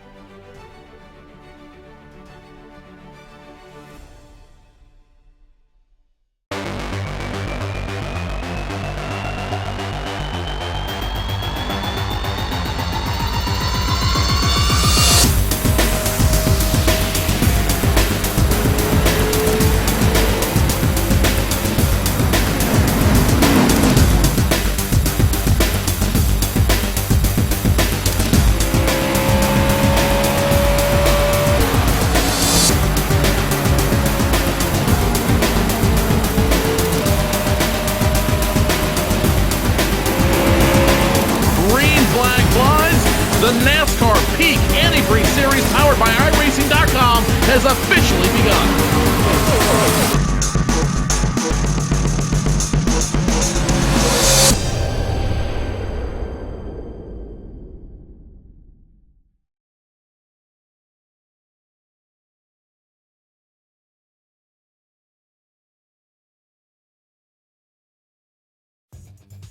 Simulated racing can be awesome, but it can also be kind of a free-for-all. Interestingly, auto racing faced the same problem in its earlier days.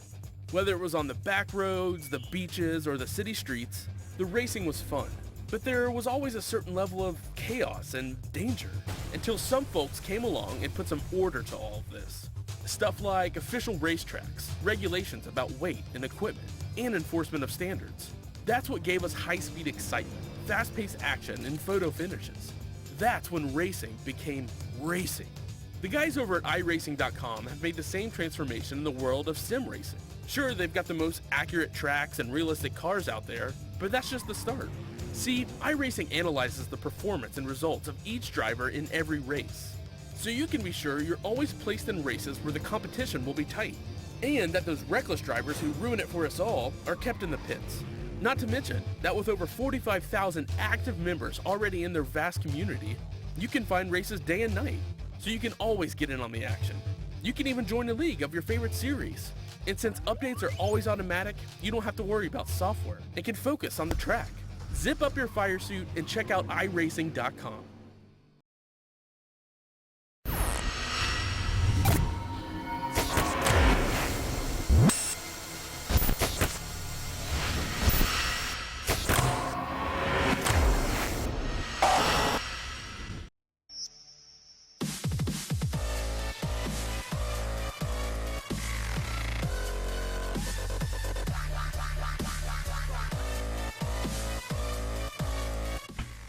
Season 3 of the Champions of the Future World Touring Car Championship has wrapped up here during round 8 of the championship at Phillip Island, So Phillip Island, once again, bringing some abnormal results to usual. It's been a very interesting race, very interesting event. Lots of drivers fighting their way throughout the season up until this point, but the man who capitalized on all that is Michael Hall, who is confirmed has won the championship on 1,145 points. And Mike, another solid season. We know your perfect round at Monza, as well as solid rounds, throughout the season. Montreal was a good bounce back after your really poor start there at Zolder. So it's been a hard work season, a hard fought season, you could say, compared to season 2.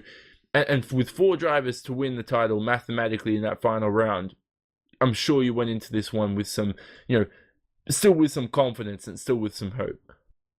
Yeah, I mean, after the way the season started, it was a bit of a struggle. Weren't really the way I needed to get the season going, but after that, just about being consistent and a few race wins and the double at Monza as well. Obviously, that's always going to help. But yeah, I'm really happy with it. 2 in a row, and we've got the team championship as well. Yeah, CQR Club once again 2 dominant. And you speak about people that help you throughout the team. We know it's an individual effort winning the championship, but there's surely going to be a lot of people to thank for this. The feeling you have now being a champion has just absolutely got to be great. Doing it 2 times in a row, even more special. Yeah, obviously, the main person to thank is Ash, really. He just seems to be able to set up the car the way I like to drive it. And he's pretty good at working out the fuel mid-race most of the time. Sometimes he gets it a bit wrong. But yeah, it's always a team effort. So there's our championship winner, Michael Hall, who has completely blown away the opposition after his really poor first round. And we'll focus our attention to, I was going to say Ella Stevens, who's not in the channel. So we'll switch over to Magic Sakovic, who came home in second. Now, Magic, important question for you. You come home in second, you have to be pleased with that. Yes, you had a good opportunity at taking your first win, but to get second and only 1.8 seconds away from it, a great result to give you confidence finishing the season.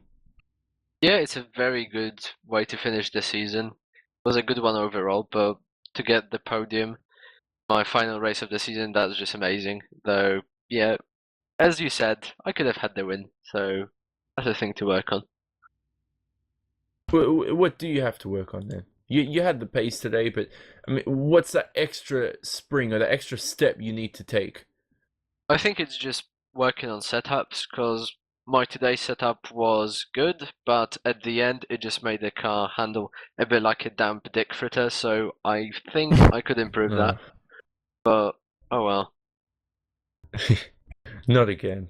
But there's Magic Sagovic, who comes home in second position.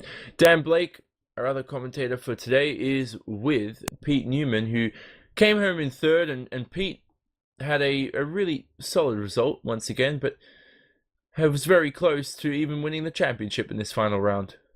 Yeah, good season by Pete. But just before we finish on Magic, it's worth noting that he finished fourth overall. He was tied fourth with Russell Laidler. Russell Laidler, however, getting it on better results. So both finished on exactly the same points. But Magic Sagovic, also a champion, winning the Jack Sears Trophy. So well done to Magic for that. But we'll now speak to Pete Newman. Pete, a third place finish in this race, second place in the championship. Overall, your championship, I think you could probably be quite happy with that. But it looks like today you had a bit of struggle, but you managed to come back with a good result. Yeah, right, guys. Just like to say well done to Mike on another championship, and also to Magic on the Jack Sears Championship as well. And also, I was pretty gutted. I was following round Magic and Ellis, and I knew I couldn't catch them, and I was kind of hoping Magic could take his first win. So, pretty gutted on that. But from my point of view, could have, should have, would have taken race one if I hadn't have been such a clown and was just looking in my rear view mirror, and I just saw Ashley was approaching. He was like 0.4 behind me, and I decided to take an inside line and run it a bit wide, and Ashley got me back. So didn't get the win then, but had a pretty solid race two. Got third place in that. So yeah, 185 points and second in the championship. Looked like at the start of race 2 there's a bit of rough and tumble. You came into the pits early, the team fixed your car, and it seemed that coming in early really did sort of shape up the rest of the race there for you. Yeah, sometimes you have to make these like early pit decisions because you've got like a damaged car, and I don't think it was intentional, but I got kind of punted from behind and then into Rob Fag, and then he stopped mid-apex, so I ran straight into the back of him, and I just had so much straight line speed loss that I just ended up going backwards from then. So it was kind of bit of man maths going on in the head, like when can I pit? I need to pit as soon as possible, and lucky I was able to have a great pit crew, and my teammate Steve wasn't here today, so I got the extra pit guys to work on my car. So yeah, definitely helped me in the long run. Yeah, definitely. And so with season 3 finishing so well for you in second place, that must bring you a renewed confidence going into season 4 of the Champions of the Future.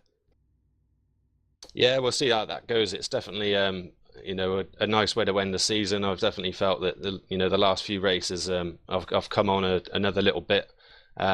Still trying to bridge the gap. I'm not going to lie, I'm not as fast as Ashley or Michael yet, but I'm going to get that extra tenth or two, and hopefully I can be properly up there. Thank you very much, Pete, and great season for you. Cheers, Ant. Love how Pete says yet, and that means that it's going to be a very, very reinvigorated Pete Newman to come through, hopefully in season 4, if there is one, and I'm sure there is, or there will be, as we'll switch over to Jake Blackhall, who's hopefully with us. And Jake, I don't want to bring it up every round, but early hours of the morning, and I'm not sure how far away you live in Phillip Island, but it's not going to be as bright as it is at this time of the morning, but racing around there today, certainly another great circuit for you, a home circuit, and some good fun there, coming home in 6th position for race 2. But could you have been higher? Yeah, honestly I could have. I had a little bit of contact on turn 1. I ended up in the grass, but to finish 6th, it was the car had a lot of pace there, especially on the older tyres, which was good. So yeah, a bit disappointed, but not. I finished P6 overall in the championship when I was like P11 before this round, so good move up in the points, and car pace was there. So hopefully next season, maybe, depending on what happens, we'll see. I spoke to Magic about that extra spring that you need, and you've been up there certainly throughout the season, consistently near the top.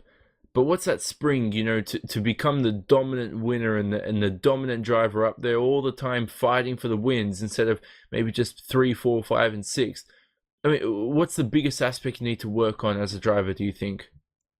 Staying out of trouble and just the consistent car speed.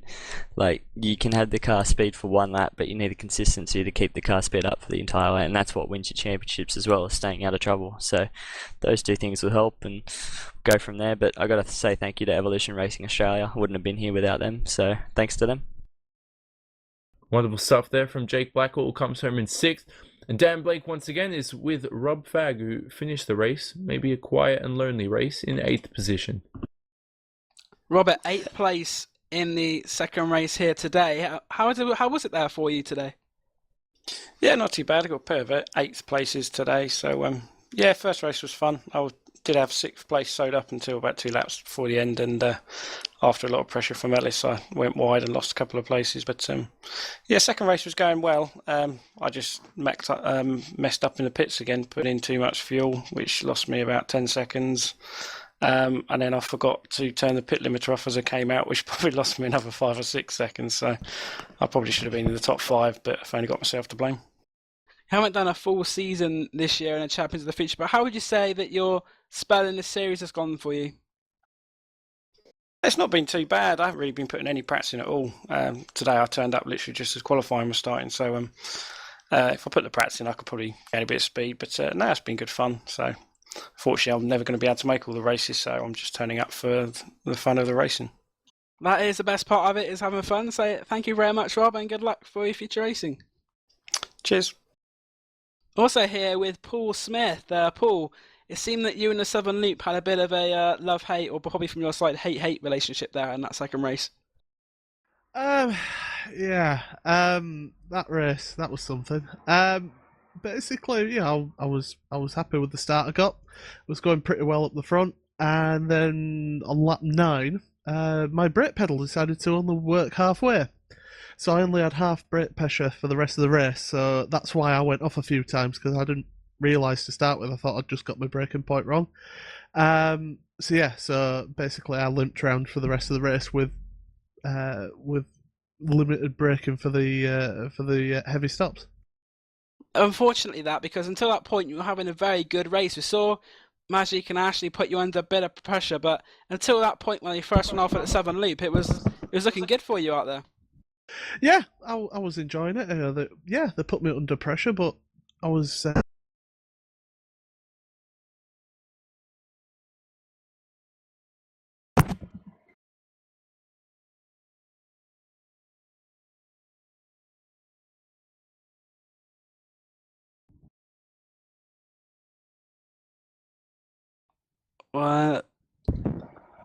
What's going on? Am I the only one who lost connection?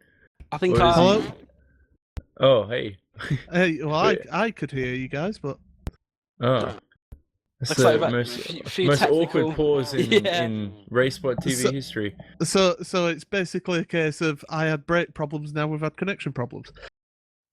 That does sound like the problem. And also, while we've been on air today, Johnny, I think it's worth noting that iRacing have released a video showing the development on the dynamic track surface. So they say it's coming in the near future. So for future champions of the future series, it means that there'll be an extra dynamic with the dynamic tracks. And I was wondering what the drivers think about that prospective new addition to the iRacing service. I hadn't really thought of it. Near future, more like next year. Well, with my Dick Fritters back here, it'll be no problem.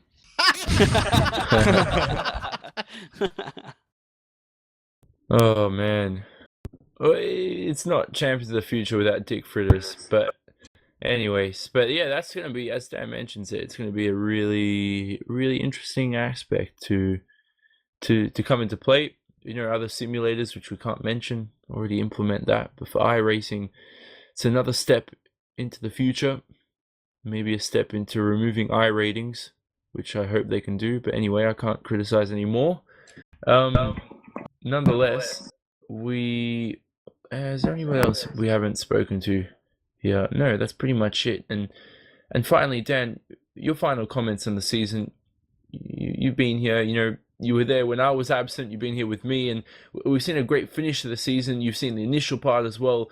It's been an unexpected one, you know, feeling like initially Michael Hall wasn't going to defend that title, but proving everybody wrong and coming back strong. Great stuff from him. It's been like that roller coaster ride, which you don't really want to get off because you know that it's going to provide such a thrill with time and time again. I mean, as you say, I've commentated on this Champions of the Future series. I've not done all the rounds, but I've done a fair few of them. And what I've seen is some absolutely fantastic racing. I think Interlagos was the highlight of mine. That was a really good race. We saw great racing at Monza as well. There's been controversy. There's been tears. There's been outbursts. I think we've had about everything that you can get in racing in this series. And I really do think that it is one of the best series going on iRacing at the moment, the Champions of the Future. They, along with the V8 series they've just launched as well, they're putting together some very good championships, and certainly one of the most competitive championships of the Kia out there, that is for sure. And it's with I remember Russell Laidler saying earlier in the season that they maybe got some new twists for next year, maybe a multi-class format even. So I'll be interested to see what if they change the format, if they keep it the same, because they're going to have to go some to beat Season 3, because it's been an absolute thrill ride. Certainly has. So we'll wrap things up here for Season 3. It's been a remarkable, another hard-fought season for many drivers. Heartbreak, tears, as Dan mentioned, but at the same time, as many drivers with joy and with pleasure to come out and complete what is another amazing, more amazing racing here for Season 3. Absolutely incredible. Michael Hall takes the championship, CQR Club taking the team's championship. And on RaceSpotTV with Johnny Simon, Dan Blake, Hugo Luis streaming for us. We've had Will Vincent, Cam Walsh as well throughout the season, Brenton O'Brien initially as well. Lots of people involved. Anyone else I've forgotten, thank you. And there's somebody named, I'm not sure who else. And no, Paul Smith, I'm joking. And initially, we had a feeling that, you know, we're going to drop drivers throughout the season. I think it's been good. You know, you don't have to have quantity. Quality is always what matters. And what we've got this season has been absolutely incredible. Hopefully we'll be back in a few moments time, maybe in a few weeks, a month. We'll see when for Season 4. Stay tuned to the RaceSpotTV channels on social media and anywhere else for that type of information. Nonetheless, I can't even string a sentence together, so I'm going to conclude here on RaceSpotTV. Wonderful live coverage again on RaceSpot. And anything else I've forgotten, guys, to wrap things up? Thanks to all the drivers as well and the teams. But I think that's this is quite one for the Oscar speech. I just want to say thank you to you guys for all the effort you guys put in. I know Hugo puts in a lot as well for all the effort with the cameras and whatnot. I know it's getting up in the morning. For me, is like it's good to have you guys on. So thank you. Yeah, thank you very much. Yeah, thanks, guys. Yeah, thanks. Very well. Very much, Jake. And we'll wrap things up finally. So thank you, everybody. We'll see you soon. Bye. Bye. Bye.